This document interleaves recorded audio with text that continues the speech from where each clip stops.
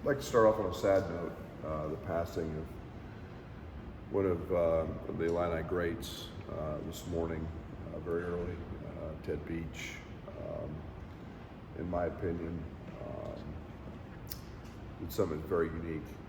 One, played for the same coach through high school and college, state champion, two Final Fours, and unbelievably privileged to be around a winner like him. Winning is really hard, and I have tremendous value in the success that Ted had, and obviously lived a great life. But I want everybody to know that Illinois basketball is thinking of him and his family and a great longtime member of our community. So. In our basketball family, so our thoughts and prayers are with his family. So coming off a good win, I don't want to say great, but good. I thought we handled the environment. I thought we handled a very good Maryland team. I like that team a lot. I think they're very talented. I understand why they were picked, where they were picked in the preseason. They're getting better, and obviously, Terrence earned Player of the Week because of a great performance. I thought we got to the foul line, we made free throws. We did some things for that game a little bit differently on the defensive side in terms of the way we handled some coverages. Kind of mixed reviews. They could help us win the game, but caused some other problems. I thought we fouled too much, but I thought the job that Terrence did late on Jameer was outstanding. He was 2 for 9 against Terrence, and that's the kind of effort. That's the kind of play hard mentality on every play that you've got to have to win. Then I thought Marcus really stepped up in terms of rebounding the basketball, 12 rebounds. Some positive things, some continued things to continue to work on and grow with. Now we get a Penn State team that we're moving into Rec Hall to play this game, something I know very little about other than it's small and quaint, and I'm sure will help provide a very good home court advantage from a fan's perspective in there. So I've not been in it, I've not seen it other than online, but a team that has a very, very good point guard. Ace is playing great. A team that can turn you over at a high rate. Mike's playing like he did at VCU, pressing, running, and jumping, forcing turnovers, and a team that scores a tremendous amount of points on cuts. They're an elite cutting team. It's always been a trait of Mike's teams is scoring on cuts, and then they've got really good three-point shooters. So a good basketball team.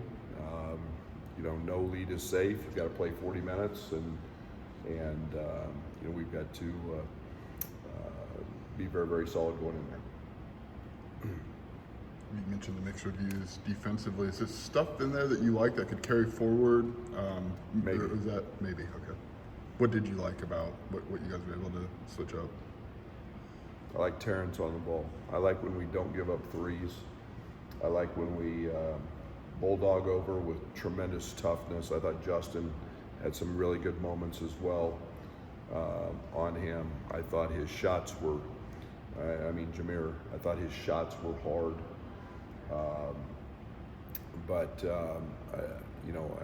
It's what made us elite, and we've got to continue to grow and get back to that. I thought we got some long rotations, which I don't like. That affects our rebounding as well as everything else. But there were some things we did that helped us win. and we'll continue to do. But we got to continue to work and get better at it. How important have some of Justin's late game efforts been? I'm assuming bringing a fifth-year guy with that experience, that's kind of what you had in mind. Yeah, he was tremendous. The play Marcus DeMosk made, Coleman threw the ball back in, and he threw it toward their basket, which is something that we have talked a lot about since. We've talked about it before, but especially because he had two guys wide open right in front of him, and he just heaved it. But the intelligence of Marcus, who had 4 fouls, there's 3 minutes on the clock, to do what we call a Mozgov, just jump straight up and not foul and force him to make the layup. And then when you see how hard Justin ran, he ran ahead and past Reese, blocked him out, and then collected the rebound, and then had the presence to look down the court. Those are winning basketball plays. And I'm convinced 99% of the country probably would have fouled had they been Marcus. But it's something we practice 3-4 days a week. Those Mozgovs, it's something we have to continue to implement that, not just in drills but in the game. But he did it perfect there, and then Justin's effort was great. So, but yeah, Justin's been great. He made some great 2-foot jump stop drives and finishes, and Maryland's a team that doesn't give up threes, so we knew driving the basketball was going to be a big piece of that game, and he was huge for us. You said it was a good win in Maryland. What's the difference between good and great? Well, everyone's good. There's some things that I just wasn't very comfortable with in terms of the way we played. We did what we had to do. We were great offensively. I think we were the first team to score 40 and a half against them. I think we were their worst DER of the season. And we didn't shoot the ball very well. We got some good looks, but just being able to come away with the win was good. But there were some conceptual things in there and some strategy things in there that I didn't like, and they worked, and some of them worked, but it's not where we want to go long term. Obviously, their leading scorer is no longer with the program. You have one game of film reference, I guess, last game without him. How are they different, and how does that impact kind of finding that out later in the scouting process, in the middle, I guess? I don't know how it will impact them. I would assume it's probably going to make them better. Obviously, if you're dismissing somebody, and I don't know the situation at all, points and all that stuff aside, there was probably some challenges. I'm assuming. I don't know, but I just know him from facing him a year ago. The film we've watched this year, he was a guy who could score. He was fast. He was in the paint a lot. He was a pest on the defensive side. They're much bigger without him, and they've got a clear-cut, really good shooter replacing him. So, that's more for them. I'm more worried about the guys that they're putting out there instead of the guys they don't have. But this is a good basketball team, and they've proven that with some of their wins. You mentioned the offensive performance against Maryland being the worst they gave up. But when you are kind of clicking at that high level with the metrics you have, where can you still take it? I think we're 5th. There's 4 more to go. Yeah, we were abysmal, the worst of the year on the offensive glass. We had 4 or 5 offensive rebounds, and we need Ty. We need Terrence Shannon. I have been all over him. Played 39 minutes and had 1 rebound. That's unacceptable for an athlete who's as gifted as he is. But we got to get Coleman back on the offensive glass. We're still one of the top teams in the country. That effort was that moves that number. That keeps moving that.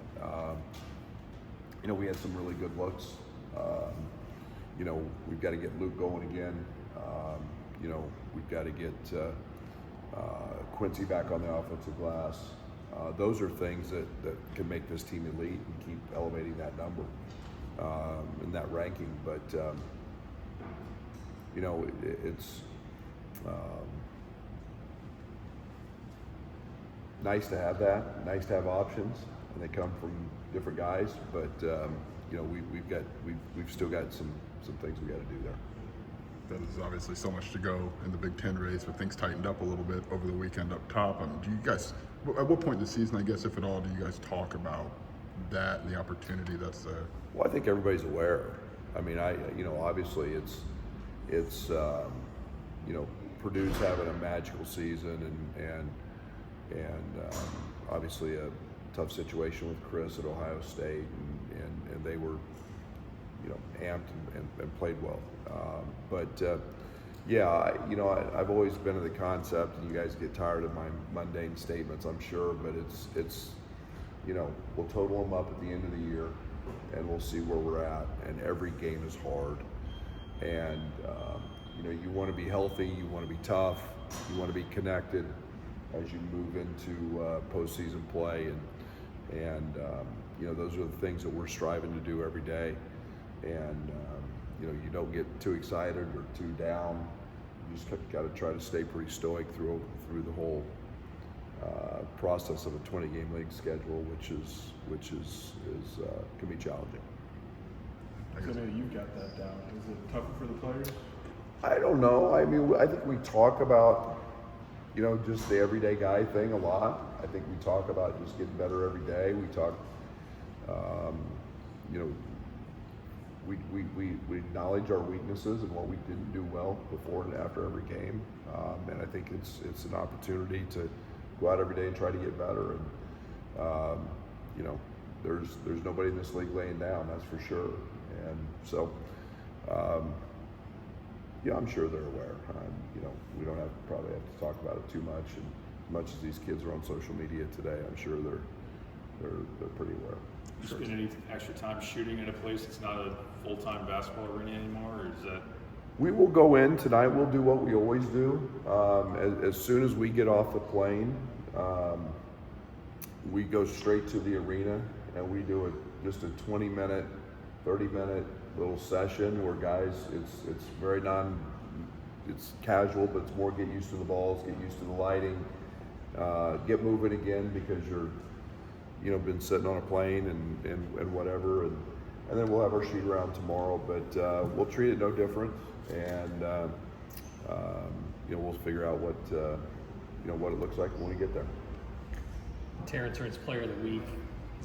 Those offensive numbers are rightfully pointed out, but is there a way to spotlight more what guys do defensively, or do you have at least an internal quantification on what somebody does? Oh, every day. Every day we have a grading system that we use every game, and it's a 40-minute accountability.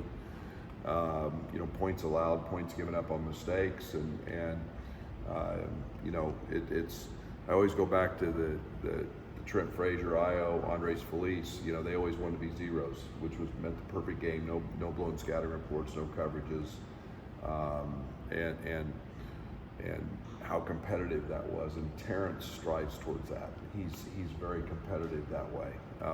So there's a tremendous amount of accountability points that we use, and believe me, we know how valuable. We had a top 10 defense when he's like that. When we play we get everybody playing as hard as he's playing in those moments, then we're a team that I really like. I love our upside. I love our ceiling. And 6'6", 220, being able to fight over ball screens, force the game to be 2-on-2, get 4 blocks with what we call rear view contests. Those are all huge points. Who's been your closest to zero since you've been here? Trent had multiple. Multiple zeros? Yeah, he had multiple.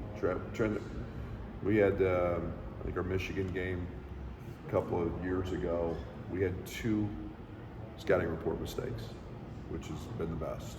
And, but Io was competitive, so he wanted to try to match Trent. And Andres Felice was always trying to beat both of them, and it just became a very competitive, within the locker room, within the team room.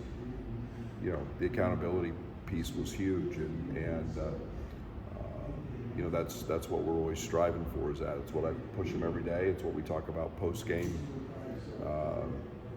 Before we moved on to Penn State, we had to clean up Maryland, and those are the things that are on the board and what we're talking about. Michigan